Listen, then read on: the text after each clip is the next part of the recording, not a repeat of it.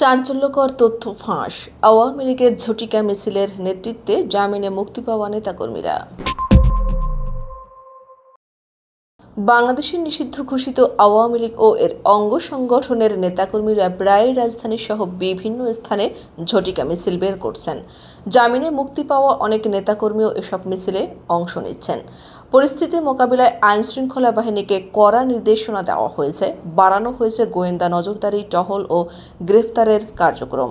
রোববার সচিবালয়ের স্বরাষ্ট্র মন্ত্রণালয়ের আইনশৃঙ্খলা সংক্রান্ত উপদেষ্টা পরিষদের সভায় এ নিয়ে দীর্ঘ আলোচনা হয়। বৈঠকে জানানো হয়, গত বছর 5 আগস্টের পর রাজধানীতে গ্রেপ্তার হওয়া আওয়ামী লীগের 41% কর্মী জামিনে মুক্তি পেয়েছেন। ঢাকার বাইরে এ হার 61%। জামিনের সুযোগ নিয়ে তারা আবারও ঝটিকা মিছিলে যুক্ত হচ্ছেন। কর্মকর্তারা মত দেন, শুধু গ্রেপ্তার নয়, আইনি প্রক্রিয়ার মাধ্যমেও তাদের কার্যক্রম নিয়ন্ত্রণে আনতে হবে।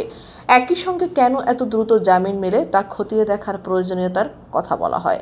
ছাত্রলীগের সদস্যরা নিষিদ্ধ সংগঠন হয়েও মিছিলে সক্রিয়। অনেককে গ্রেপ্তার ও জিজ্ঞাসাবাদ শেষে কারাগারে পাঠানো হচ্ছে। তবে জামিনে বেরিয়ে তারা পুনরায় রাস্তায় নামায় উদ্বেগ বাড়ছে। এক কর্মকর্তা বৈঠকে বলেন, জামিন পেয়ে মিছিলে যোগ দেওয়া বন্ধ করতে কঠোর পদক্ষেপ প্রয়োজন। সভায় আরেকটি আলোচনার বিষয় ছিল ঢাকার 7 কলেজের শিক্ষার্থীদের আন্দোলনের হুমকি। শিক্ষার্থীরা নতুন বিশ্ববিদ্যালয় গঠনের অধ্যাদেশ দ্রুত জারি না হলে বড় আন্দোলনের ডাক দিয়েছেন। এ নিয়ে আলোচনায় বলা হয়, কত সময় লাগবে তা স্পষ্টভাবে জানানো জরুরি, যাতে অযথা রাস্তায় নেমে বিশৃঙ্খলা না হয়। শিক্ষক ও শিক্ষার্থীরা বিশ্ববিদ্যালয় কাঠামো নিয়ে ভিন্ন ভিন্ন অবস্থান নিয়েছেন, যা পরিস্থিতিকে জটিল করছে। এছাড়া জামাত ইসলামী সহ কয়েকটি ইসলামী দলও সম্প্রতি বিক্ষোভ করেছে। তবে আইনশৃঙ্খলা রক্ষাকারী বাহিনী মনে করছে তাদের কর্মসূচি বড় কোনো হুমকি তৈরি করছে না।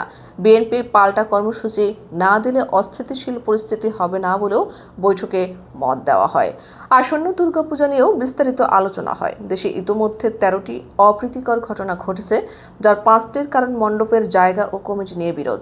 স্বরাষ্ট্র উপদেষ্টা লেফটেন্যান্ট জেনারেল অবসরপ্রাপ্ত মোহাম্মদ জাহাঙ্গীর আলম চৌধুরী জানান, নির্বিঘ্ন পূজা আয়োজনের জন্য মহিলা ও শিশু বিষয়ক মন্ত্রণালয় থেকে 80,000 স্বেচ্ছাসেবক নিয়োগ দেওয়া হবে। তিনি বলেন, সবকিছু ঠিক থাকলে এবারের পূজা শান্তিপূর্ণ ও উৎসবমুখরভাবে উদযাপিত হবে।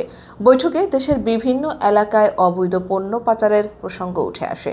উপদেষ্টা জানান, পটুয়াখালী, বরগুনা ও ভোলা থেকে চাল ও সার পাচার হচ্ছে। তাই নৌবাহিনী ও কোস্ট গার্ডকে বিশেষভাবে নির্দেশনা দেওয়া হয়েছে এ কার্যক্রম কঠোরভাবে দমন করার জন্য। নির্বাচন প্রসঙ্গে স্বরাষ্ট্র উপদেষ্টা বলেন, আমরা শান্তিপূর্ণ ও উৎসবমুখর নির্বাচন চাই। ছোটখাটো ঘটনাও যেন না ঘটে সেজন্য সর্বাত্মক চেষ্টা চলছে।